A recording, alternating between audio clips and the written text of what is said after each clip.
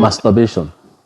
So many medical doctors will tell you 1001 benefits and reasons why you have to masturbate. Some may tell you so many health benefits as regards your health and avoidance of prostate cancer.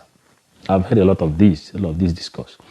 But then beyond this thought, masturbation does more harm to you than good. How? If masturbation was all about only physical manipulation of oneself, then we wouldn't have been a problem. But there is more to that physical manipulation. Masturbation is a physical, mental, and emotional manipulation of oneself in order to derive a sexual gratification, in order to attain sexual gratification. And the reasoning and support for masturbation as regards its physical health benefits, we must also realize that nature abhors vacuum. Yes, the human body, the male body, produces thousands and millions of sperms every day, in minutes, in fact. Yes, but then nature abhors vacuum. These sperms also have ways of going out through daydreaming and wet dreaming experiences through which the human body regains its equilibrium. Let us leave aside the physical aspect. But remember, whatever affects the mental state is also seen from the physical representation. And so, because it has to do with an experience of mental manipulation of oneself, it has something to do with your psychological state. Masturbation creates in the emotional and mental state what is called self-splitting. The human sexual state is one that goes out to the other, to the opposite. It does not subsist in itself.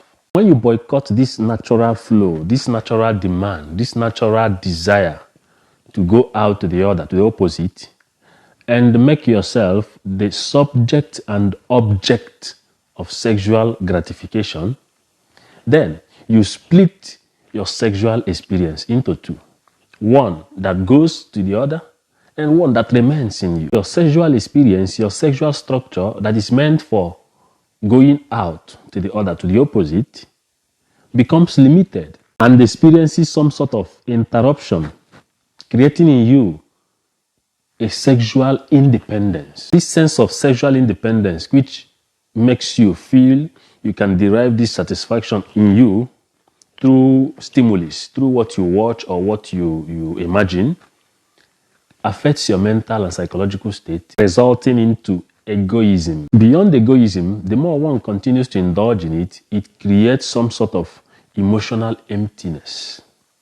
It distorts one's coordination, self-coordination, and also self-confidence. The worst of it all is that it creates a deficient reasoning process. It obstructs your reasoning process and makes you less objective. Children, especially boys, within the stages of growth and development, reaches a time when they desire to discover themselves, a latent stage when they desire to discover themselves.